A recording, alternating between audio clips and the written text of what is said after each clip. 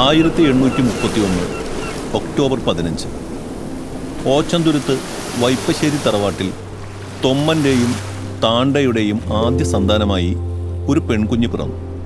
ദൈവത്തിൻ്റെ തെരഞ്ഞെടുത്ത മകൾ ഏലീശോ. ചെറുപ്പത്തിൽ തന്നെ ദൈവഭക്തിയിലും പാവങ്ങളോടുള്ള കരുണയിലും ഏലീശോ മുന്നിൽ നിന്നു.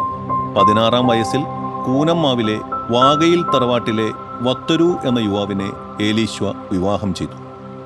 ദൈവം അവർക്ക് ഒരു പെൺകുഞ്ഞിനെ നൽകി. അന്ന എന്ന് അവൾക്കവർ പേരിട്ടു. പക്ഷേ സന്തോഷകാലം അധികം ദീർഘമായില്ല. 1.5 വർഷത്തിനുള്ളിൽ വത്തരു രോഗബാധിതനായി മരണപ്പെട്ടു. യൗവനത്തിൽ തന്നെ വിധവയായ ഏലീശോ 2ാം വിവാഹത്തിന് വിസമ്മതിച്ചു. പകരം ഏകാന്തതയിലും പ്രാർത്ഥനയിലും വീടിനടുത്തുള്ള പാവങ്ങളെ സഹായിക്കുന്നതിലും അവൾ ആശ്വാസം കണ്ടെത്തി. കാലക്രമേണ മകൾ അന്നയും ഏലീശോയുടെ സഹോദരി ത്രേസ്യയും ഭക്തിജീവിതത്തിൽ ആകൃഷ്ടരായി. അവരും ആത്മീയ ജീവിതം സ്വീകരിക്കുവാൻ തയ്യാറായി.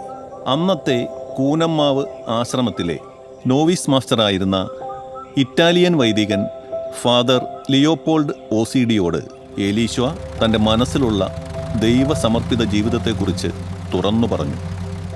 അദ്ദേഹം ഈ ആഗ്രഹം വരാപ്പുഴ മെത്രാനായിരുന്ന ബെർണാഡിനോ വെച്ചിനെല്ലിയെ അറിയിച്ചു. 1866 3 പേരെയും സന്യാസ ജീവിതത്തിലേക്ക് സ്വീകരിക്കുവാൻ മെത്രാൻ അനുമതി നൽകി. ഏലീശോയുടെ സ്വന്തം പുരയിടത്തിൽ മുളകൊണ്ട് നിർമ്മിച്ച ചെറിയ ഒരു വീട്ടിൽ നിന്നാണ് ഈ ദിവ്യ സന്യാസ സഭയുടെ ആദ്യ പ്രവർത്തനം ആരംഭിച്ചത്. സ്ത്രീകൾക്കായുള്ള കർമ്മലീത്ത നിഷ്പാതുക 3ാം സഭ ഇന്ത്യയിലെ ആദ്യത്തെ കർമ്മലീത്ത സന്യാസിനി സഭയായി. 1868 ജനുവരി 2 വിശുദ്ധ അന്നയുടെ നാമധേയത്തിൽ പെൺകുട്ടികൾക്കായി ബോർഡിംഗ് ഭവനം ആരംഭിച്ചു.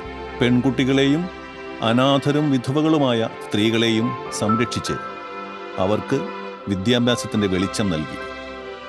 ഭാഷ, ഗണിതം, കൊന്തകെട്ട്, മെഴുകുതിരി നിർമ്മാണം, പ്രാർത്ഥന എന്നിവ അവരെ പഠിപ്പിച്ചു. ജീവിതം മുഴുവൻ ദൈവസമർപ്പണത്തിലും സേവനത്തിലും കരുണയിലും മുഴുകി ഏലീശോ ജീവിച്ചു. 1890 റീത്ത് അടിസ്ഥാനത്തിൽ ഈ സന്യാസിനി സഭ വിഭജിക്കപ്പെട്ടു. Congregation of Teresian Carmelites, congregation of mother of Carmel എന്നീ 2 സന്യാസിനി സഭകളായി ഇന്നും തുടർന്നു പോരുന്നു. 1913 ജൂലൈ 18 മദർ ഏലീശോ പരലോകപ്രാപ്തയായി.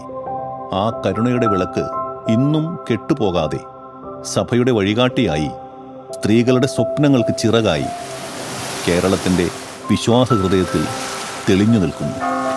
ദൈവത്തിൻ്റെ തെരഞ്ഞെടുത്ത ദാസി, സ്ത്രീ ശക്തിയുടെ ദൈവീക പ്രഖ്യാപനം.